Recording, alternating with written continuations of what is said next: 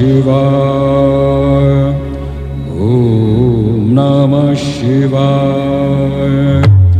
ओम नमः शिवाय। श्री महालक्ष्मी व्रत कथा। महालक्ष्मी नमस्तुभ्यं नमस्तुभ्यं सुरेश्वरी। हरि प्रिय नमस्तुभ्यं नमस्तुभ्यं दयानिधि। कथा। श्री गणेशाय नमः। एक समय महर्षि श्री वेदव्यास जी हस्तिनापुर पधारे। उनका आगमन सुन महाराज धृतराष्ट्र उनको आदर सहित राजमहल में ले गए। स्वर्ण सिंहासन पर विराजमान कर चरणोदक ले उनका पूजन किया। श्री व्यास जी से माता कुंती तथा गांधारी ने हाथ जोड़कर प्रश्न किया, हे महामुने, आप त्रिकालदर्शी हैं, अतः आपसे हमारी प्रार्थना है कि आप हमको कोई ऐसा सरल व्रत तथा पूजन बताएं जिससे हमारा राज्य लक्ष्मी, सुख संपत्ति, पुत्र पौत्रादि व परिवार सुखी रहे।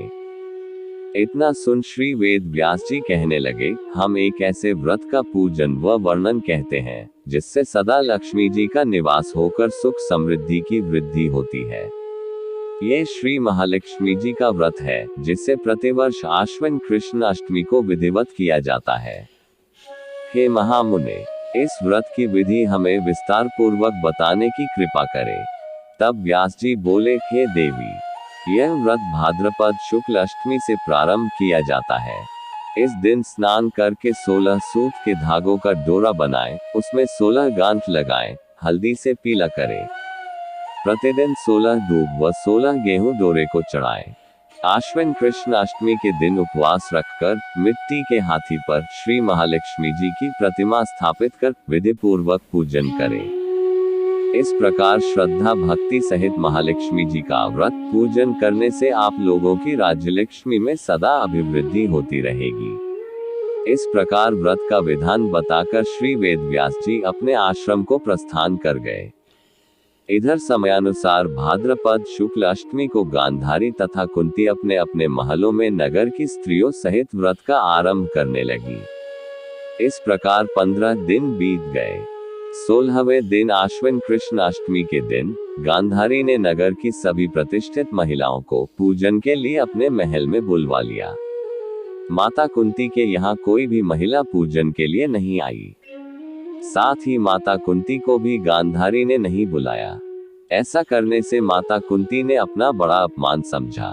उन्होंने पूजन की कोई तैयारी नहीं की एवं उदास होकर बैठ गई। जब पांचों पांडव युधिष्ठिर, अर्जुन, भीम, नकुल और सहदेव महल में आए तो कुंती को उदास देखकर पूछा, हे माता, आप इस प्रकार उदास क्यों हैं? आपने पूजन की तैयारी क्यों नहीं की? तब माता कुंती ने कहा, हे पुत्र, आज महालक्ष्मी जी के व्रत का उत्सव गांधारी के महल में मनाया जा रहा है।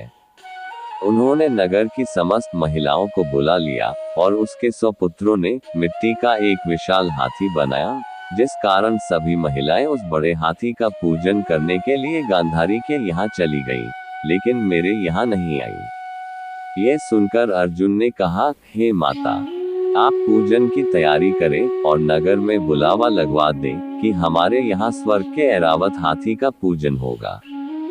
इधर माता कुंती ने नगर में ढिंढोरा पिटवा दिया और पूजा की विशाल तैयारी होने लगी। उधर अर्जुन ने बाण के द्वारा स्वर्ग से ऐरावत हाथी को बुला लिया। इधर सारे नगर में शोर मच गया कि कुंती के महल में स्वर्ग से इंद्र का ऐरावत हाथी पृथ्वी पर उतारकर पूजा जाएगा। समाचार को सुनकर नगर के सभी नर नारी, बालक एवं वृद्धों की भीड़ एकत्र होने लगी। उधर गांधारी के महल में हलचल मच गई। वहां एकत्र हुई सभी महिलाएं अपनी अपनी थालियां लेकर कुंती के महल की ओर जाने लगी। देखते ही देखते कुंती का सारा महल ठसाठस भर गया। माता कुंती ने ऐरावत को खड़ा करने हेतु अनेक रंगों के चौक पुरवाकर नवीन रेशमी वस्त्र बिछवा दिए।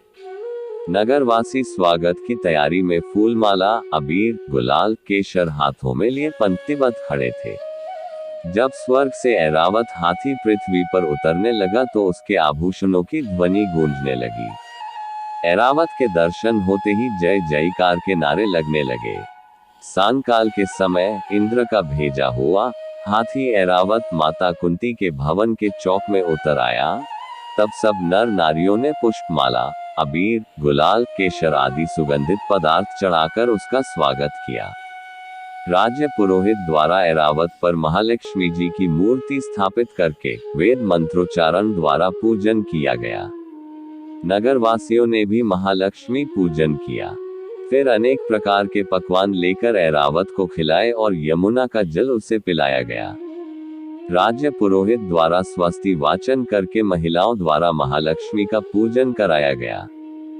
16 गांठों वाला डोरा लक्ष्मी जी को चढ़ाकर अपने अपने हाथों में बांध लिया। ब्राह्मणों को भोजन कराया गया। दक्षिणा के रूप में स्वर्ण आभूषण, वस्त्र आदि दिया गया। तत्पश्चात महिलाओं ने मिलकर मधुर संगीत लहरियों के साथ भजन कीर्तन कर संपूर्ण रात्रि महालक्ष्मी व्रत का जागरण किया। दूसरे दिन प्रातः राज्य पुरोहित द्वारा वेद मंत्रोच्चार के साथ जलाशय में महालक्ष्मी जी की मूर्ति का विसर्जन किया गया। फिर ऐरावत को विदा कर इंद्रलोक को भेज दिया। इस प्रकार जो स्त्रियां श्री महालक्ष्मी जी का विधिपूर्वक व्रत एवं पूजन करती हैं, उनके घर धन धान्य से पूर्ण रहते हैं तथा उनके घर में महालक्ष्मी जी सदा निवास करती हैं। ओम नमः शिवाय।